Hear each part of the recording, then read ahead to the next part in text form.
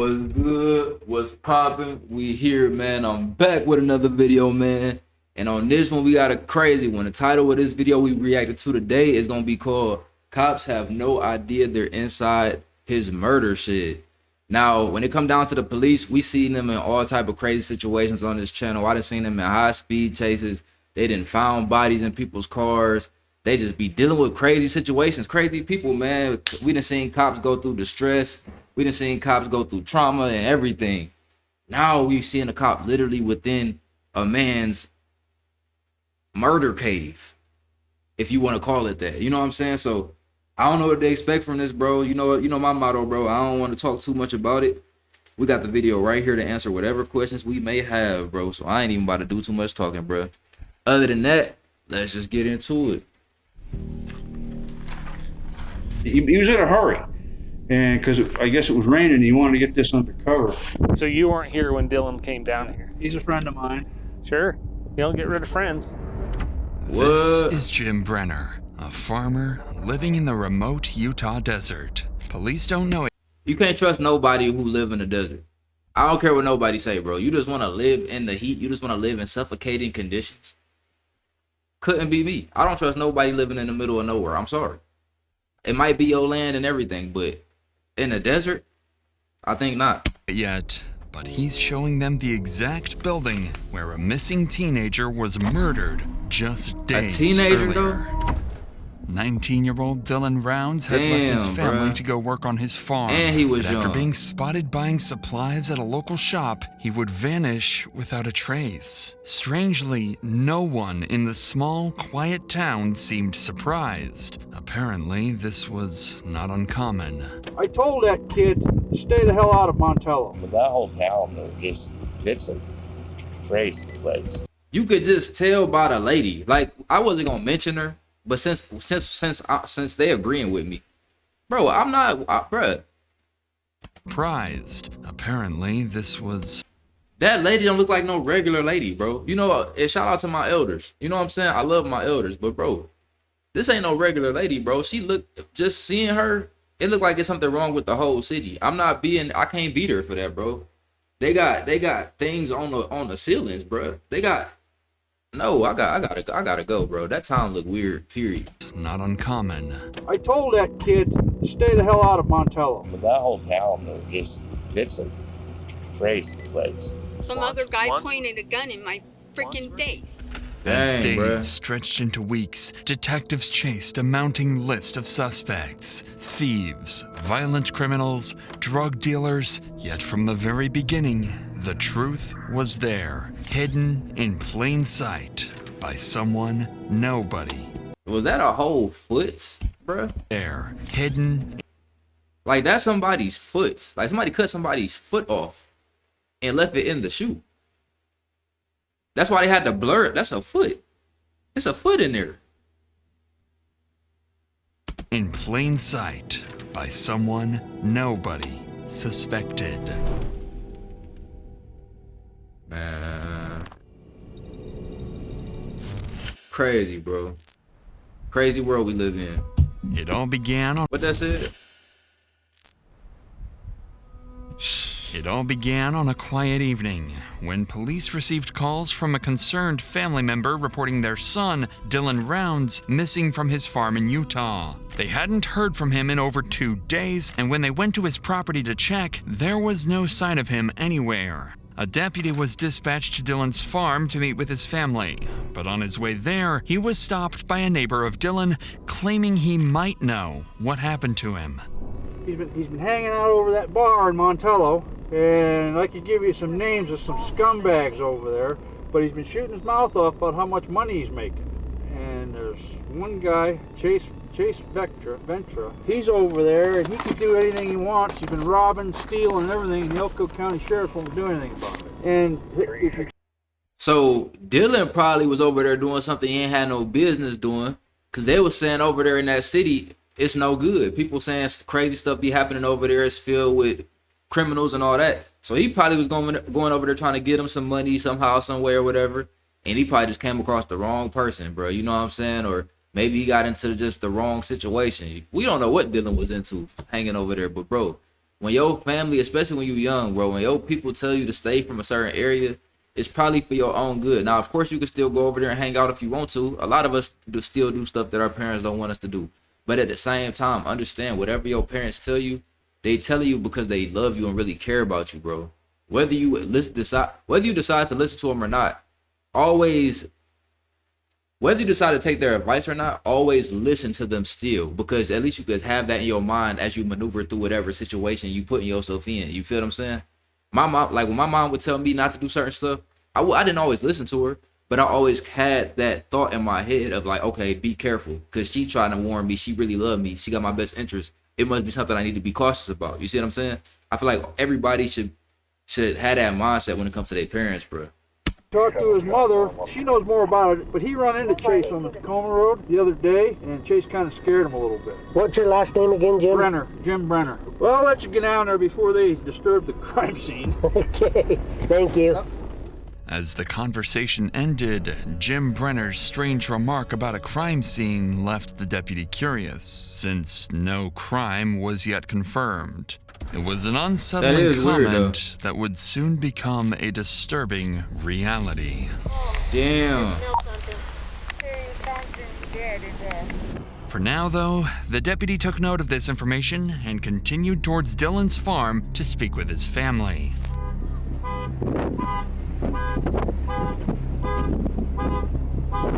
Bro, I don't know how they even live like that, bro. It ain't no way I'm living anywhere where it ain't no grass, bro. I need grass, bro. It's too hot for me. All that, bro. I can't live like that. No guns in there. No guns in there? Like he said, he has a 40 that he puts in the door or the side.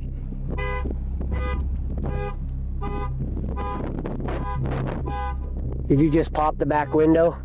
I broke it out. At first glance, Dylan's red Ford truck appeared oddly abandoned, bearing signs of minor damage. But what concerned his father the most was that Dylan's guns had mysteriously vanished from the trailer, a detail that was strange on its own. Wanting to learn more about Dylan, the deputy turned to speak with his mother. She had her own troubling information to share about Dylan's recent run-in with a local criminal. What does he farm for out here? Himself. What does he farm for? Grain or? Yeah, grain. Grain? Yeah. James stopped me when you guys went around me, was talking to me. He said that you knew something about a run-in he had with a guy named Chase? Yeah, on Wednesday, but they told me that's normal, so... I know a lot of the people that he named from Montello are not good people. I only know of them from what people say. Dylan's mother confirmed her son had, in fact, encountered Chase Venstra recently, the same person Dylan's neighbor had earlier described as a local thief and criminal. Given what the deputy learned so far, it seemed like Dylan might have unknowingly placed himself in danger. That's why I always tell people, bro, it ain't really, bruh, ain't nothing wrong with chilling in the house, bro. You know what I'm saying?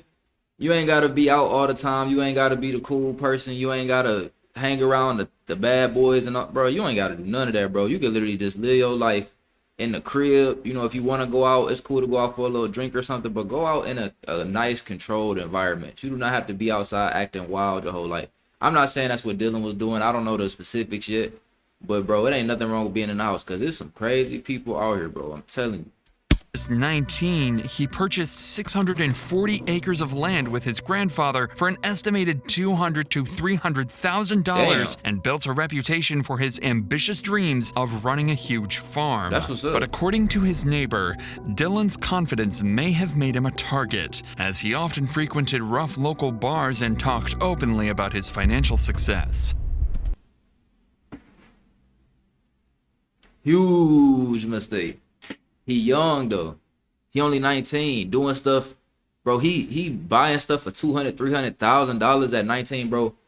You know what I'm saying? I get it though. You know what I'm saying? But at the same time, bro, you can't do that because, bro, when you, especially in certain towns, like that town is known to be a messed up town. So you walking in there where people probably broke, struggling, don't got nothing to live for, it's junkies, all type of stuff in that environment. You just talking about all this stuff you buying and all that, bro. People ain't about to be happy for you like they think. Some people would, but other people not. And when people ain't happy for you, a lot of times that could be hate, or that could be, I want that, I need that. and they coming for your stuff, bro. You know what I'm saying? They could be at the expense of your life. After rehashing some more details with Dylan's parents, the neighbor, Jim Brainer, and his close friend, Donald Haitley, arrived to help. Both men knew Dylan well.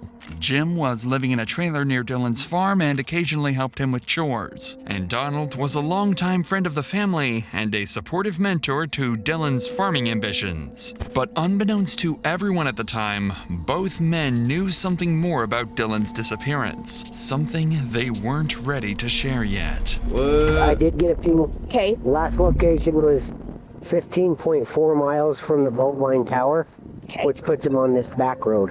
So would that hit him walking? Okay, I know my son, and that's the shortest route to his camp. If he walked, That road ends right out there. if he walked, he would have come the corner, cut across this field. But that's his closest cell phone, Pete. Not in town, it's out here. Mm-hmm. Off of that road. The back road into the compound. Can we go down to where it is? Yeah.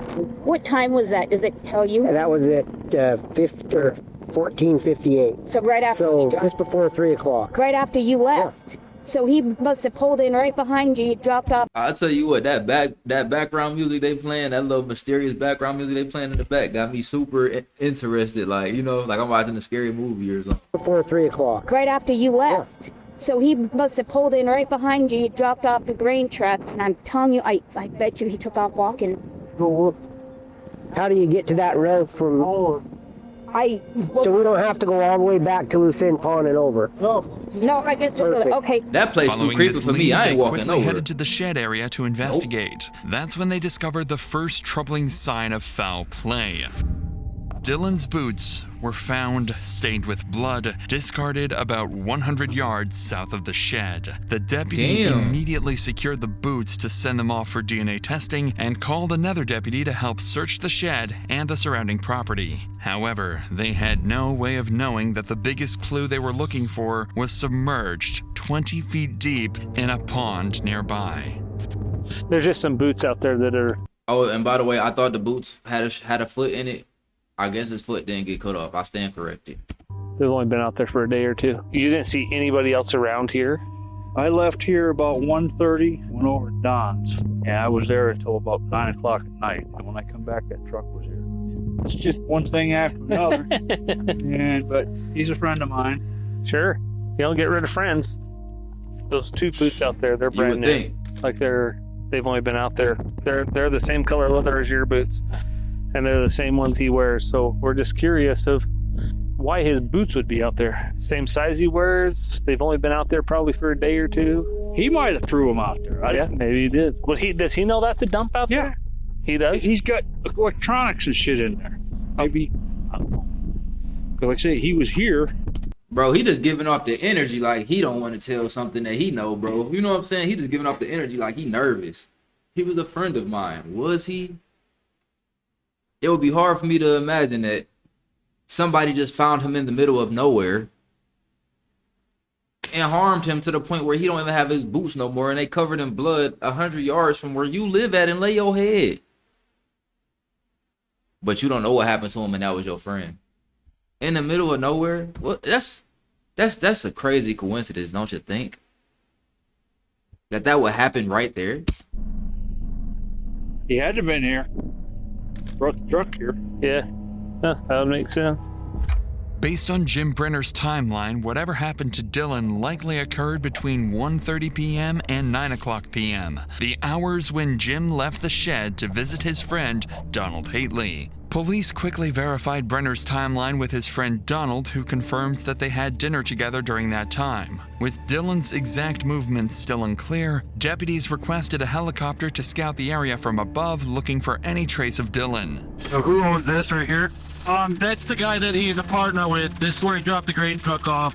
Where's this grain truck? It's back into that silver building there. So the big one. Yep. Do you want to go up higher, Mike, or you could, please?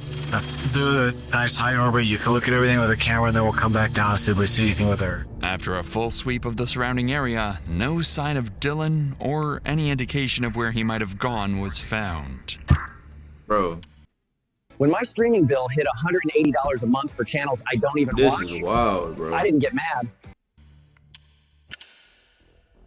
In the following days, the search efforts continued, and Daniel's family, alongside local volunteers, joined in. But despite their best efforts combing through the area, they too came up empty.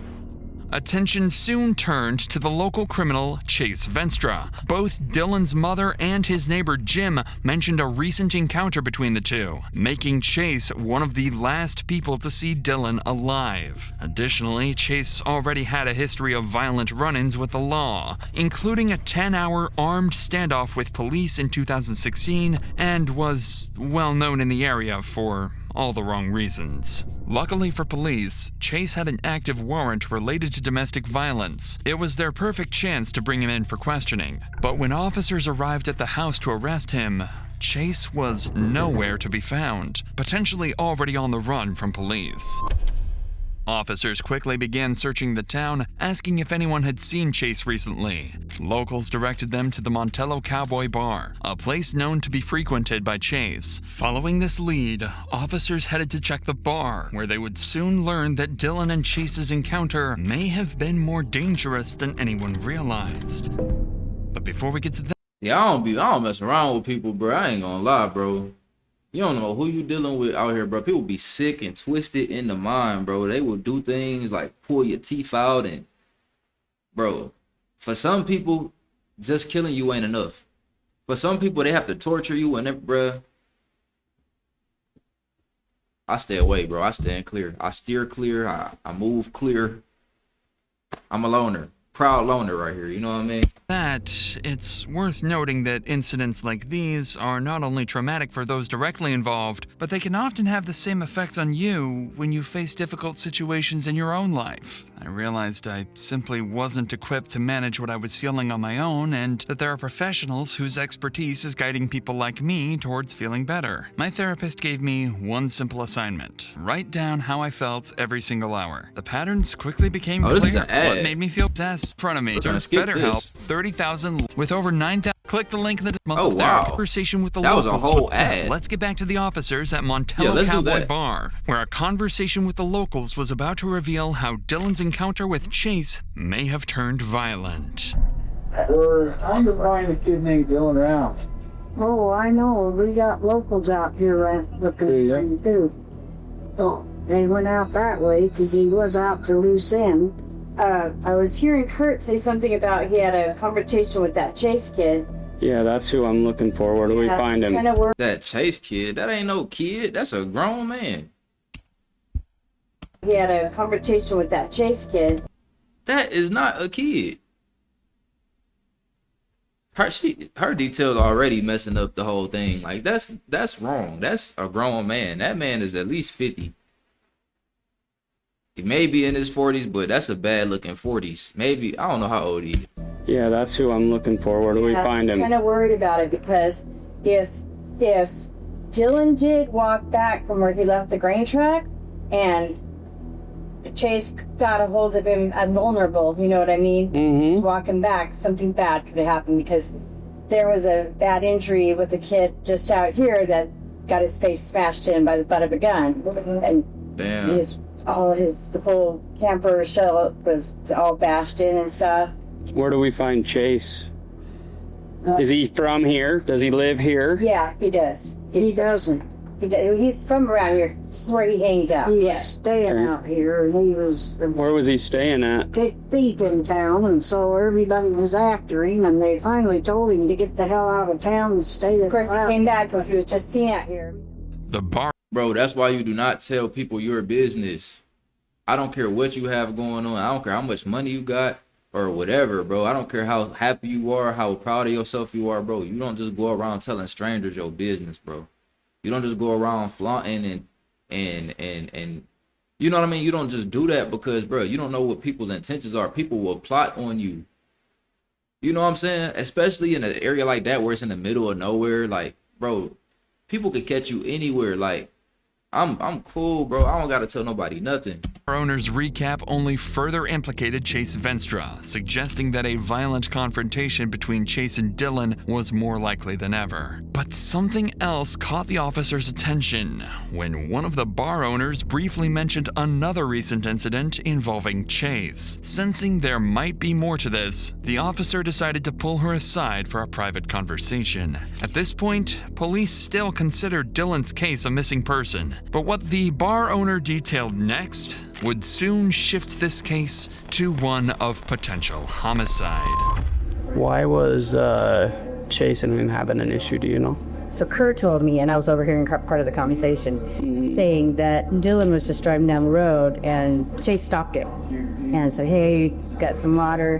He was like, hey, do you know Kurt? Da, da, da. And I guess they got an altercation about that because Chase was like, Kurt's an asshole, da, da, da. And Dylan was like, no, he's not. You know, he's a good guy. I work for, I do work for him, blah, blah, blah. There was an altercation. Then he went on his way. And I believe, if I'm not mistaking the conversation, that was the same day that he drove the grader, the grainer over to wherever and then whoever was there couldn't give him a ride back, so he possibly walked. That's all I know about the conversation. Wait, so is Kurt the one that had the shed where Dylan had got attacked or whatever 100 yards away?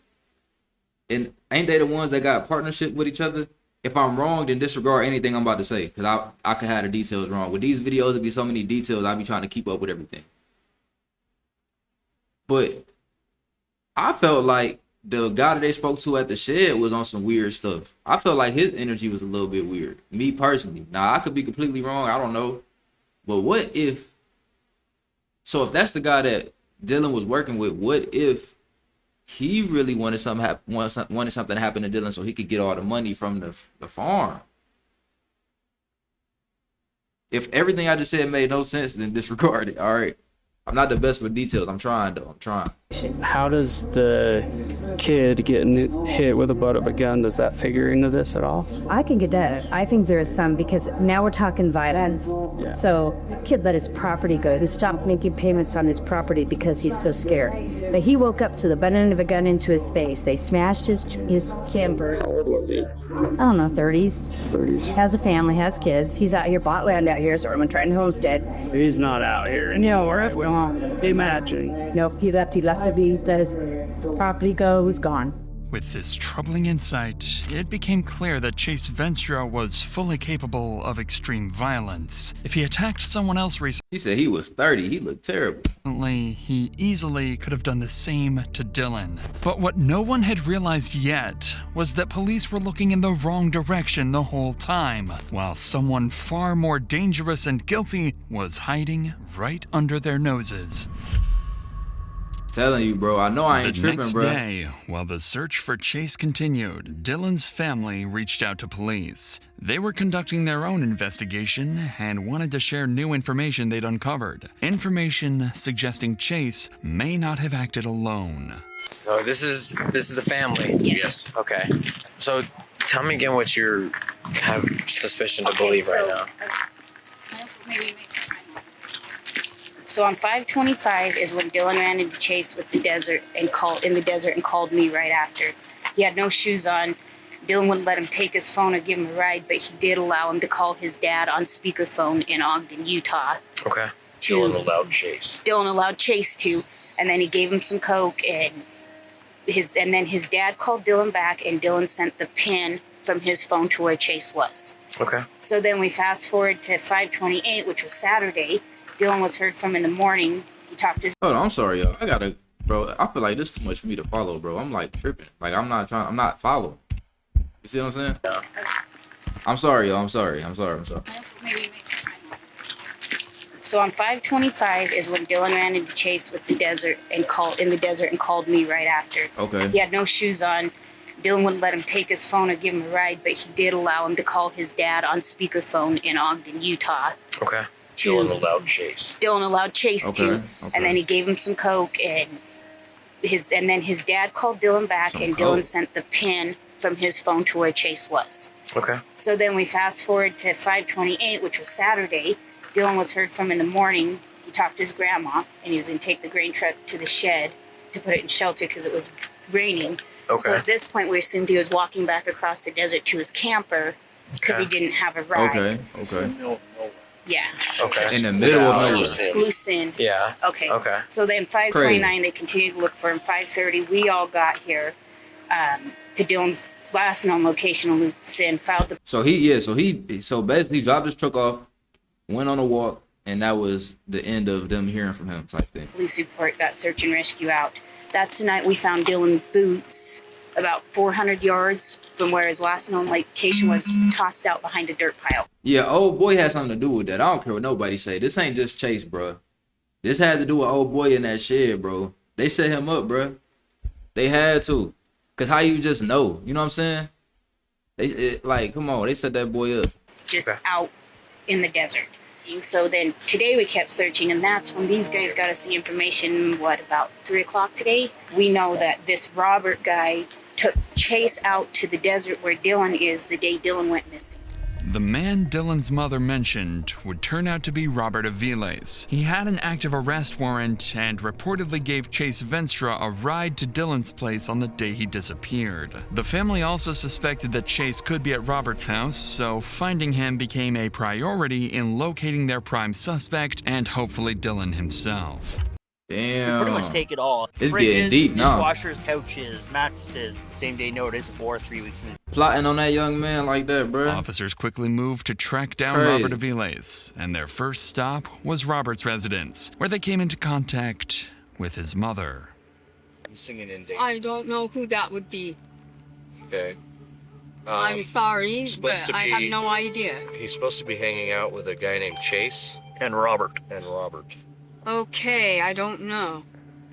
Chase might have an idea, but my son's been homesick. And he's been in bed all day. And he's been home all night. I don't know. I'm just wondering. So who's all in? First of all, I don't know what she know, but one thing I know about a man or even a young kid or even a young man like 19, 20, a man that's with his mama, bro, he gonna do everything in his power to not let her know nothing bad he doing, bro. It would make sense for her not to know nothing. You know what I mean? And she might know something. She might be one of them mothers who don't care about, you know what I mean? She could be one of them mothers who encourage this type of stuff. You never know people, but it's at the same time, bro, a mother ain't gonna know what her son really into, bro. Been home all night. I don't know. I'm just wondering. So who's all in your house? Nobody. Nobody's in there right now? No. My son is in his trailer. Are you Where's lying? that at? In the backyard. In the backyard? Yeah. Well, What's we're just trying to find out And who this no kid one is. came home with him. Nobody came home with him? No. Okay. Is Chase here? No. I don't let Chase on my property after I found him inside my home when I was at home. Damn, we were bro. told that there's possibly a Chase is missing tripping. kid. Oh, being here. Yeah, no. You can feel free to look around Hostage if you situation? Like he's not being... No, See, that's why we're here, ma'am. I'm not about a car. Look around if you want to. But there's Is that no one okay? here Would be but my okay. son, and he's sleeping. After speaking with Robert's mother, officers conducted a thorough search of the property, but found no sign of Dylan or Chase. But they soon located Robert inside his trailer, and he was quickly arrested and transported to the police station for questioning.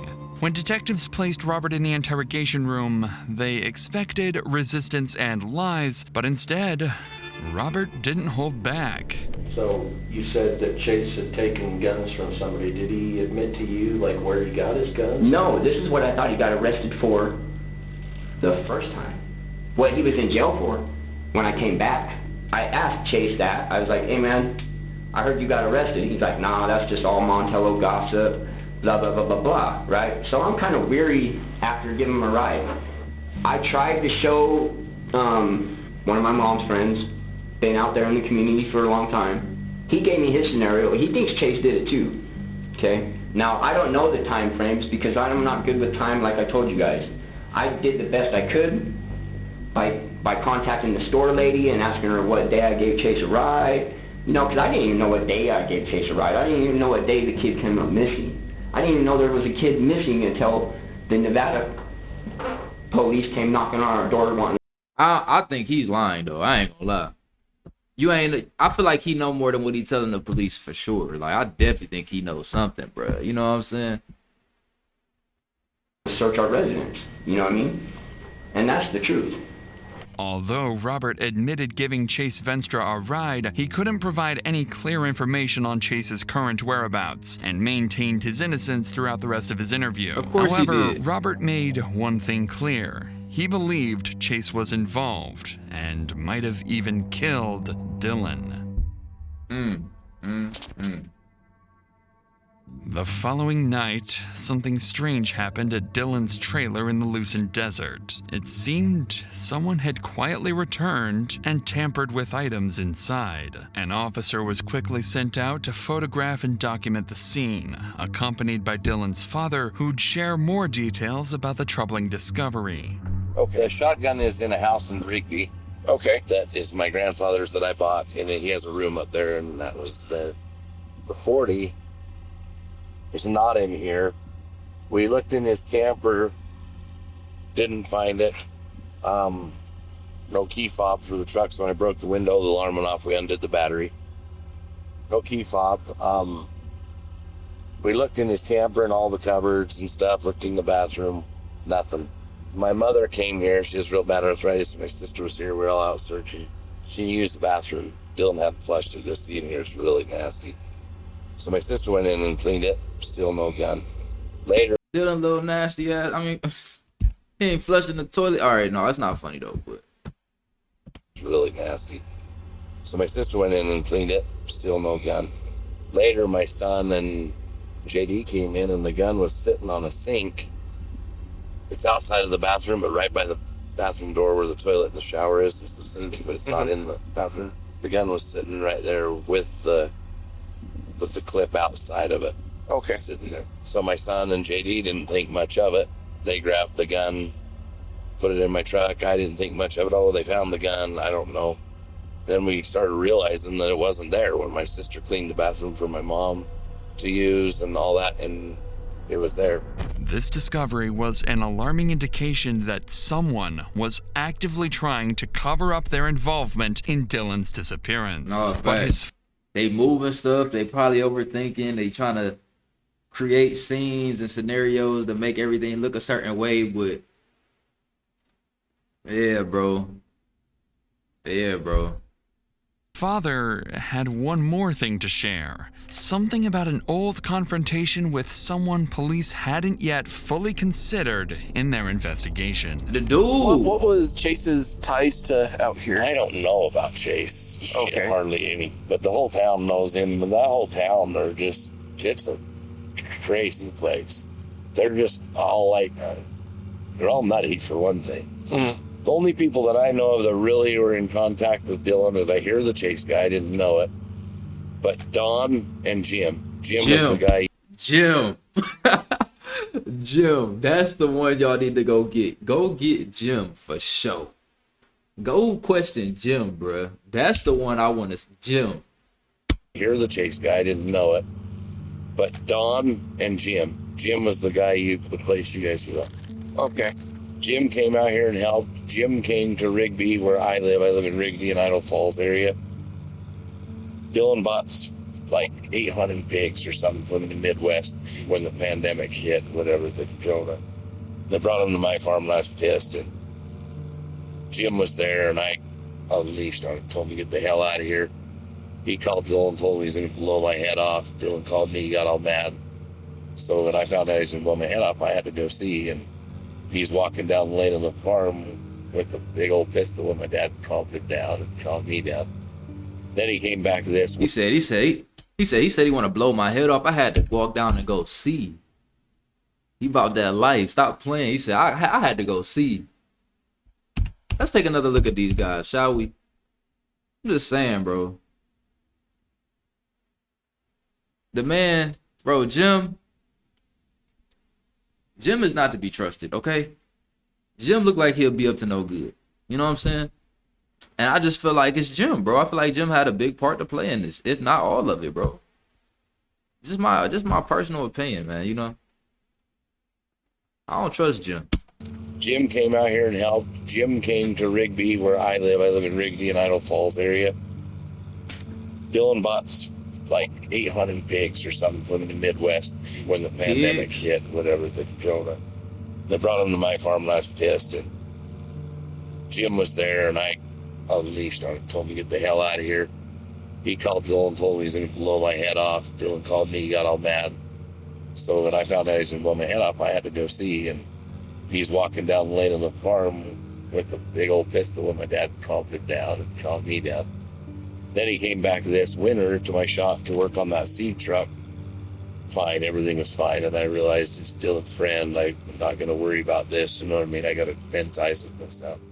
According to Dylan's father, there were no further escalations after his confrontation with Jim Brainerd at the time. At this point, no one had any real reason to suspect Jim Brainerd or Donald Hately. After all, they'd been actively helping the family, joining search and rescue efforts, and fully cooperating with police. Hey, all that don't mean nothing, bro. It'll be the people you barely would expect to ever do anything bad to you or anybody you love. Them be the main ones who would devastate you the most, bro. It's always the people that you would not expect. However, the confrontation described by Dylan's father was serious enough for the officer to take note of it. Right, After blow your leaving head the off is scene, crazy. he passed this information to detectives, prompting a deeper look into Jim Brainerd's past, and what detectives uncovered wasn't entirely unexpected. A criminal past including convictions for aggravated assaults and multiple weapons charges, as well as a pre-existing federal active warrant for being a restricted person in possession of a firearm. Brenner's violent history and his close proximity to Dylan's farm were enough for detectives to flag him as a person of interest, alongside their primary suspect, Chase Venstra. At some point, being crazy, scrappy bruh. turned into being self-destructive. Every time something slipped, an email, a meeting, The following day, officers moved quickly to serve Brenner's arrest warrant and bring him in for questioning. They soon spotted him casually heading back towards the grain shed with his close friend, Donald Hately. What could I do for you guys? Well, we just had a couple things we wanted to talk to you about. We're still trying to figure stuff out, you know, and just have you guys heard or seen anything these days? Anything new? This trash over here. I know names. I know people. I know but nobody seems to want to listen to me. I get you guys see. They're the ones coming over stealing shit. Are they? Yeah. Chase Vestra and Robert Aviles are the one that robbed. You already singing, saying names and everything, already pointing fingers, you already defensive. It's not a good look. I already knew from jump that you was the one that had to be questioned the most. I didn't trust you from the beginning. Just your facial expressions alone was enough for me to know that there's something wrong with you. And don't be pointing fingers like you ain't got no criminal history. We know about you now. You ain't no saint, bro.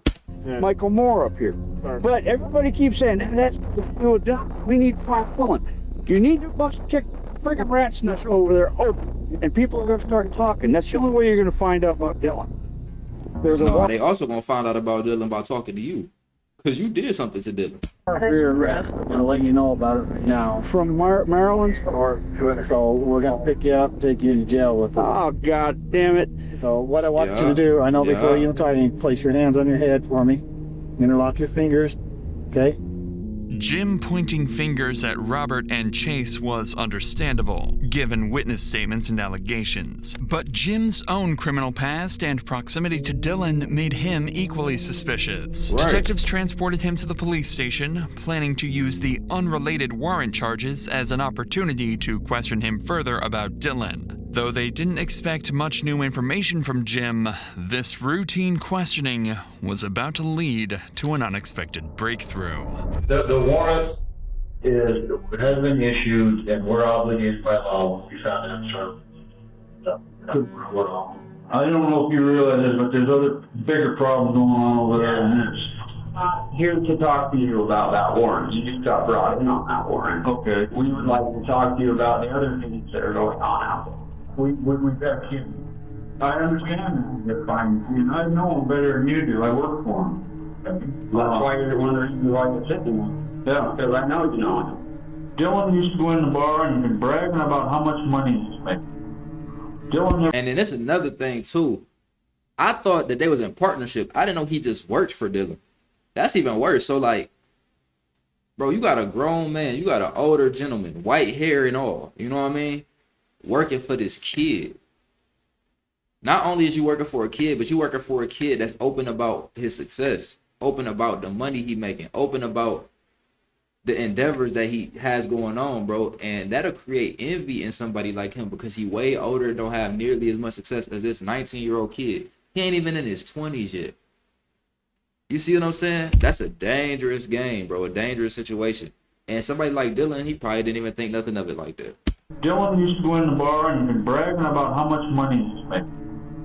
Dylan never carried money on him. Bought everything with a credit card. But if he did have $1 in his wallet, he wouldn't give it up. And I think this is a strong arm robbery. Somebody thought they'd see this little 5'5" kid, and I think they figured, we're going to get this guy. 5'5". He was only 5'5". We're going to rob this guy. We're going to intimidate him. Dylan don't intimidate him. With the strong arm robbery, who do you believe did? Chase and Robert Aviles. Is there any reason anyone would say you did it? If I did this, I'd be 1/6 son of a bitch. Well, there's got to be somebody that's some. Well, you are. You definitely are. Happy that you admitted it. Thank you for admitting that. Because you just pointing fingers, telling on everybody being a snitch. We see you too.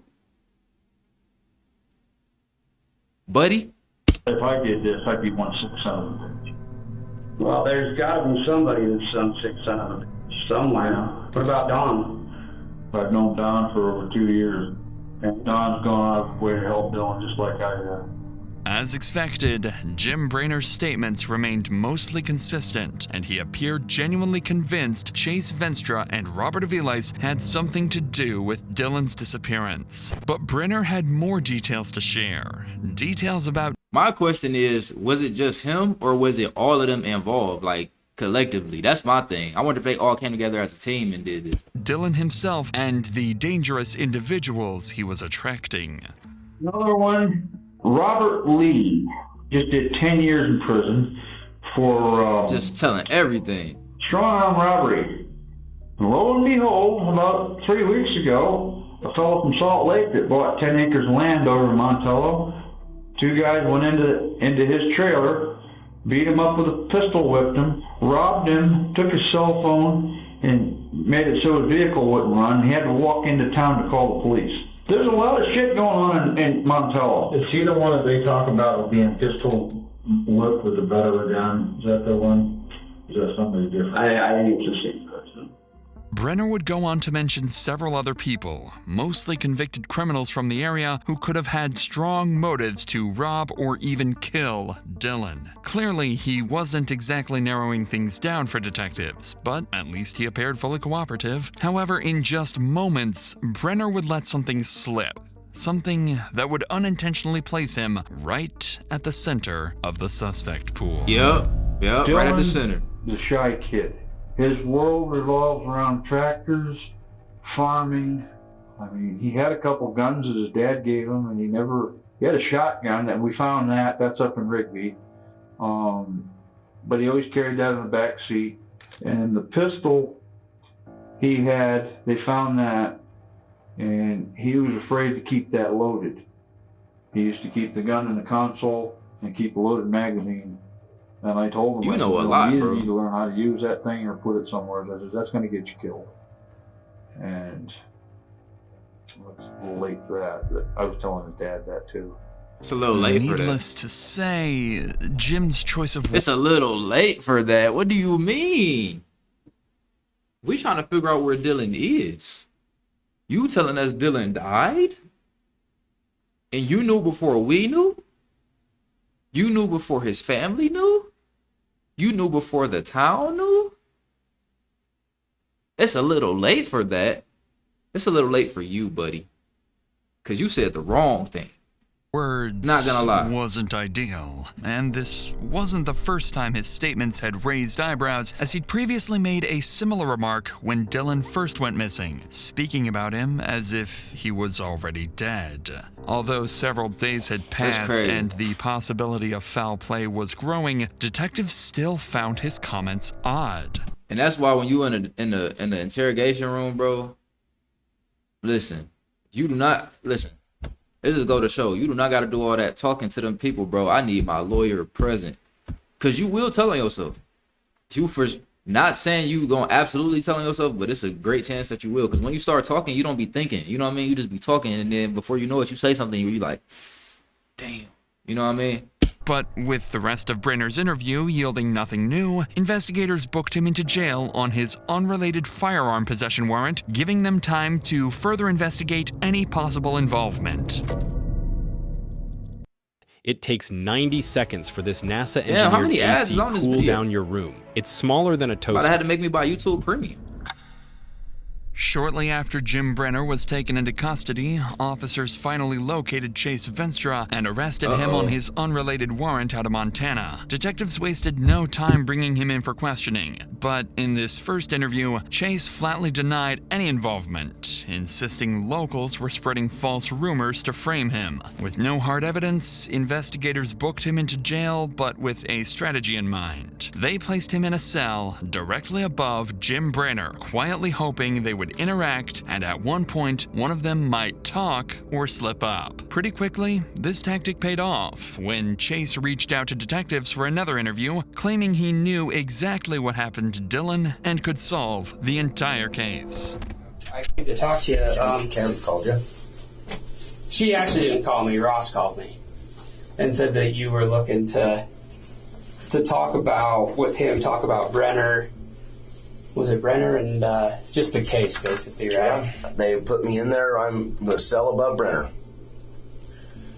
Okay. I've gotten to talk to him. I've talked to other cellmates.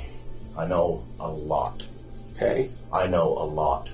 I can put this thing to bed for you. Well, I mean, honestly, to be straightforward with you, He ready to get up out of there, bro. You know what I'm saying? He in there like, hey, listen, I ain't do this. I know exactly who did. I can tell you the truth, bro. I done heard things. I know this town. You know what I'm saying? I'm ready to get up out of here, man. You know what I'm saying? Now, I don't know if he had no involvement with this, but I know for a fact they all trying to blame him. But he not the only one involved if he is involved. You feel me? And if he not involved, he about to sing. Oh, he about to sing. I can't do anything about he the about to charges. sing. Me myself, right? They Look got at his federal, legs. right? No, they're state. Oh, so I didn't even know that there were any. So I want them charges dropped. Look, he itching to just tell. Like, he just itching to. All the details is just manifesting out of his body. Legs shaking, shoulders rotating. He ready to just tell it all. He ready to get up out of there. I'll solve this case for you. All right. I'm not able to do it, so I just came to talk to you to see if you had something you wanted to tell me. I've got everything to tell you, but when I'm out of these chains and in my clothes, Well, and that's what I'm saying. I can't make that kind of deal with you, so that's it's what fine I want. if you don't want to. That's what I want. That's fine. I just want to be left alone. I want, like, we got an ultrasound on my new baby tomorrow. Oh, damn. I want to go be there with her. This is I her first understand that. baby. I'm applying for a job with the state out there. I get it. I'm That's done great. with this thing. I've been dragged through the mud with this thing with Dylan. I know how it happened, where it happened, when. I know what was used, where it's at. Okay. I put this whole thing to bed for you guys. Well, okay. And I hate to. I wish you could, but there's not anything I can offer you. Yeah, I hate to be that way with you, but I've got to look out for me. Unfortunately for detectives, their strategy backfired. Now Chase wanted to bargain his freedom in exchange for information he claimed to have. But investigators had little reason to trust Chase, and without an agreement to drop his gun charges, the interview ended without providing any new leads. On June 28th, exactly a month since Dylan went missing, police were called out after a witness reported finding something suspicious in the desert. A burial site with clear signs of something dead inside. Oh, I smell something. Somebody came in and opened it. It wasn't like this. This wasn't here either. Oh. Okay, go ahead and step away. There's something dead in there. Yeah. He killed it, poor baby. He killed it. Yeah, so this is the only one that you found, huh? Okay. Yeah, but It wasn't like this yesterday, though. Okay. Somebody came and opened it. Somebody came and, oh wait, did they take the body out? Somebody came and retrieved the body? Yeah. So how did it look like? This was flat. So this was on top, and then there was another wood. Hey man. So there is a grave, but there appears to be maybe 2 dogs, maybe 2 or 3 dogs. Yeah, that's not a human. Oh, so it is something in there, but it's not human. It's some dogs in there. But she said that it wasn't like that the day before, so did they dig up the body, take the body, and replace it with animals to make it look like? That don't even make sense though. That don't even make sense. Yeah, 2 or 3 dogs inside. Or maybe I don't know, bro. Maybe the dogs was already in there with Dylan. They just took Dylan out of there. But why would you just leave it like that though? It looks like it's been here for some time. But the person, the RP is telling me that it didn't look like this yesterday, that somebody had come over and opened it up for some reason. I do have some footprints around this too. The burial site contained dead dogs buried beneath. Not exactly what police were expecting, though it meant there still might be hope for Dylan. Just as the investigation began to settle back into a frustrating standstill, police received a call from someone they knew well. Jim Brainer's close friend, Donald Hately. He'd been around since the early days of the search, helping the family and cooperating with officers, but now, weeks into the investigation, he wanted to speak with investigators, claiming he had important information to share, something he'd kept hidden ever since Dylan vanished. Detectives immediately arranged to meet with Donald, where they would finally uncover one of the first truly damning clues in the case. Oh, I'll tell you something. Okay. I really don't think it has anything to do with anything. You guys found ammunition and stuff with Jim's. Yeah. And using white powder and fits in the stick. Yeah. But he figured that would be a reason to poke you or so to speak or say whatever. So he brought us black powder rifles over black powder. Okay. Thank you. I appreciate that. Where are those? I put one behind my bed. My bedroom, the other one's laid up in the corner next to the table on the couch. When did he bring them? After Dylan? Oh yeah, definitely after. Why? Basically safety. He brought him over there so he could get rid of the guns. He ain't want them in his possessions after he just did what he did. Last time, they had him in holding for over a year, and when he got out, everything he had was gone. Everything. I can't ask you what's going through Jim's head at that time, but what's going through yours when he brings you his rifles and a 6-gun? Honestly, it looked like he was scared that, he was going to be detained for 6 months or a year and lose everything he had. He said, no, but he had no idea what happened to his horses last time. Okay. All his gun, everything he owned disappeared. So why do you think he's going to get detained, or why does he think he's going to get detained for 6 months? Just because he's a felon and he could be held. Yeah. So he knows he's a felon, he knows he shouldn't have them, and so he... Well, I don't know. According to him, a black powder primitive weapon is not considered a firearm. Now, if he'd brought me a firearm, I'd have said no. Okay. So sometime after, Dylan, do you remember how long after? I mean, it's only been 3 weeks now. That seems like forever. I wish that kid had just come walking down the road starting to kick his butt. I wish too. But the longer this goes, the less likely that looks. Yeah.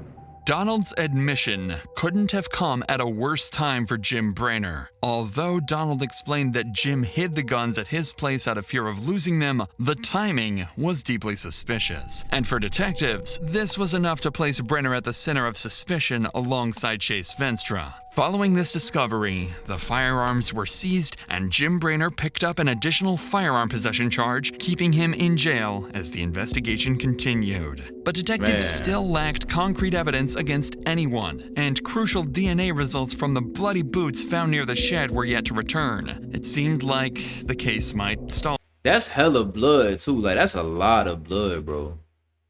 That ain't no little streak of blood. That's like drenched in blood.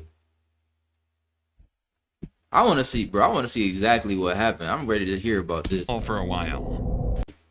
Record, edit, and share your content all in one place. Oh my with goodness, the ads, bro. They're killing me with the ads, bro. Over a year would pass, with detectives quietly making progress, including crucial DNA results, but still no sign of Dylan himself, and no one held responsible. That is, until December 2023, when investigators got a call that would change everything. Jim Brainer's cellmate, who'd spent months locked up alongside him, claimed to know exactly what had happened to Dylan.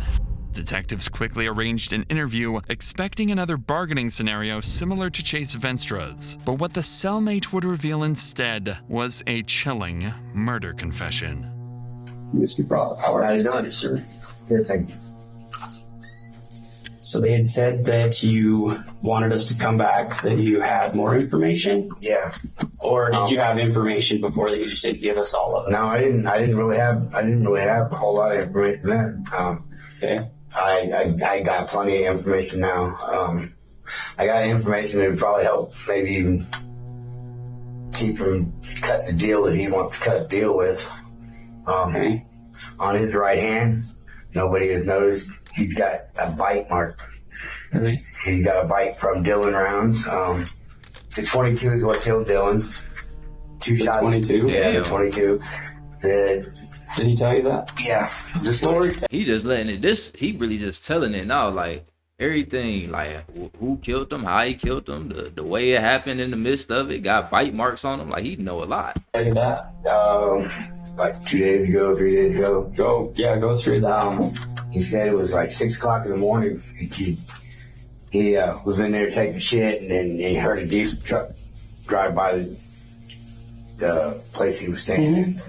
And when he got out there, he had his 45, a gun that he put in a fold-over holster. And Dylan had picked it up off the sawhorses that he'd thrown his stuff all around, moved it up so he could put the truck in the. So this is into the shed. Okay. Yeah.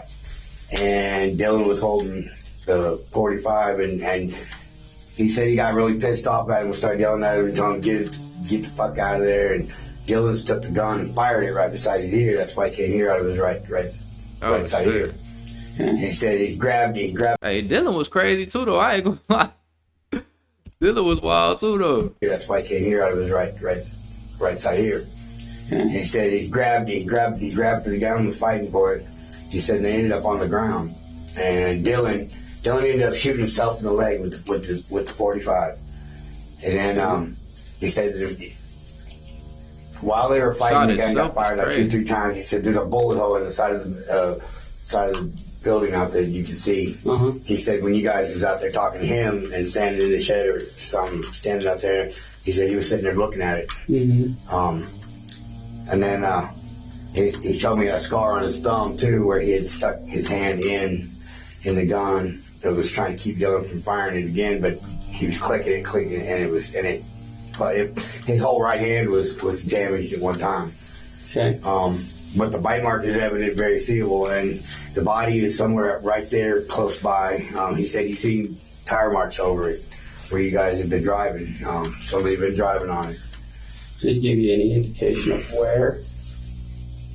There's a lot of country out there. Yeah, he said it's in the high desert. Did he say that it was close to where he killed him? Yeah, it's close. It's close somewhere there. Where he killed him? He gave like a 25-mile circumference. Oh, highways. Yeah. Okay, so he heard Dylan drive by in his truck. Dylan had backed the truck into the grain shed. No, he said the truck was still parked out. So it wasn't backed in yet. Yeah, no, it wasn't backed in, and that's when they had the fight. They had the fight and they were going on in there. He said that the round on the gun got turned. He said he heard it turn. Like it was a revolver? Yeah, it was a revolver. He said he got to the chance where Dylan had let quit biting him on his wrist. He had latched onto him, and he said he got up and he took off out, and that's when he got to 22. Dylan told him to bring his ass back in there, or he was going to shoot the horse. The horse was. Dylan told him to bring his ass back in there, or he was going to shoot the horse. Hey, I'm telling you, bro, Dylan was wild too. Dylan ain't play no games, bro. Got to 22. Dylan told him to bring his ass back in there, or he was going to shoot the horse. The horse was standing outside. Into the grain shed? Yeah. Talking about? Okay. The horse was standing out there eating grain out of the back of the truck. And then, from what you're saying, did he run back to the trailer and get the 22? He said it was behind the bags, some grain bags. He said he took 3 shots at him, and they're all headshots. He said one of them grazed Dylan on the side of the face. He pointed just like this to the side of his face, so it could have been red. I couldn't tell you if it was right side or left side. But then he said 2 more shots and shot Dylan in the head. And that killed him? Yeah. And then what did he do? Then he said he burned all of his clothes. He said after he took care of everything, he burned all the clothes. The revelations from Brayner's cellmate were chilling, to say the least. According to him, the argument that ended Dylan's life stemmed from Brayner being irritated with Dylan for repeatedly using the shed he considered his own workspace. After killing Dylan, Brayner attempted to cover up his crime by loading Dylan's body onto a backhoe, burying him deep in a remote stretch of the desert nearby. So that's wild, bruh. So all of this was over a fight, over an argument. That's crazy. I thought it was something crazier than that. I thought it was like this dude was sick in the head, jealous, did this for no reason at all. I mean, really, it was for no reason at all, but this is all over an argument. I would have never thought that. Dylan's body onto a backhoe, burying him deep in a remote stretch of the desert nearby. He then concealed the guns at Donald Hately's place and discarded Dylan's phone in a nearby pond, unaware it had recorded a damning, irrefutable proof of his crime. In addition to this confession, detectives turned back to the bloody boot DNA evidence they received a few months earlier. The state lab report confirms the blood belonged to Dylan, but they also found touch DNA matching Jim Brayner on the boots. Using this evidence, investigators then secured a search warrant for Brayner's phone, and by analyzing its data, they confirmed his device had traveled toward a nearby pond the day Dylan vanished. After searching the pond, they retrieved Dylan's... It's crazy the lengths the police will go to find something that's like, bruh. To find a piece of evidence, bro, the police will go through hell, bro. That would swim through ponds, use tracking devices, anything bruh, just to find a phone that may help solve the issue. You know what I'm saying? But, bruh, that's crazy. Phone containing crucial evidence. A video clearly showing Jim Brayner in a blood-stained shirt cleaning a gun. At this point, there was no longer any doubt. Jim Brayner... Maybe I missed the detail or whatever, but, bro, why is the phone just randomly recording? Why do you have the phone randomly recording while you doing something like that? That don't even make sense. Like, why you just got a random photo of you, like, who just has their camera on for no reason like that? But maybe, like I said, maybe I missed the detail in there. Cleaning a gun.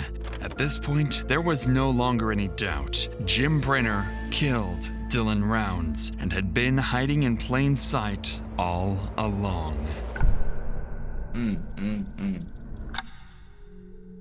Despite the overwhelming evidence, Brayner still sought to negotiate. Prosecutors were preparing for an aggravated murder trial, but still lacked Dylan's body, so Brayner offered prosecutors a deal. He would reveal the location of Dylan's body in exchange for reduced charges.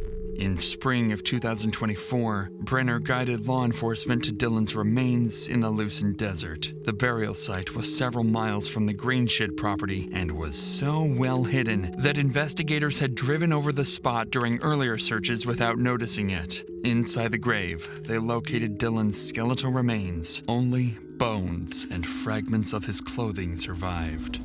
Damn. On May 15th that same year, Brenner pled guilty to second-degree murder and 2 counts of firearm possession in exchange for dropping charges of desecrating remains and an unrelated aggravated assault case. On July 1st, Brenner was sentenced to 1 to 15 years for second-degree murder and 2 additional 1 to 15-year sentences for That's the crazy, firearms bro. charges.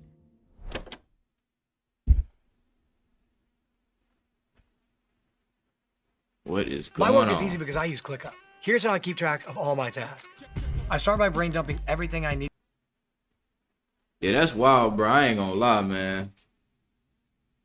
Oh, that was a long one though, but God. I knew from the beginning Jim had something going on, bro. He was acting too weird. He was quick to point the finger at everybody. He was already defensive off rip. He was a little fidgety, looking around. I already knew Jim had a little something going on with that. But the fact it was all over a small argument about a shed is insane, bro. That just go to show you, bro. People would really be losing their life over nothing, bro. That dude, that kid, bro, he's supposed to still be here on this earth, walking around being happy and free, bro. He had money, you know what I'm saying? He was prosperous. He still was dumb for telling everybody his business, though. But he was young. He ain't know no better, but unfortunately, you know what I mean? Bro, it's crazy. Like, this death ain't even have nothing to do with him bragging about the money or nothing. Or maybe it did. Maybe in the back of his mind, he was jealous enough to take his life to begin with. Maybe in the back of his mind, he already had it in his heart to even try to do something like that. Who knows? But, damn, that's a crazy story right there, man. But, hey, man, if y'all enjoyed the video, man, like, comment, subscribe. And let me know what y'all want me to react to next, man. I'm out.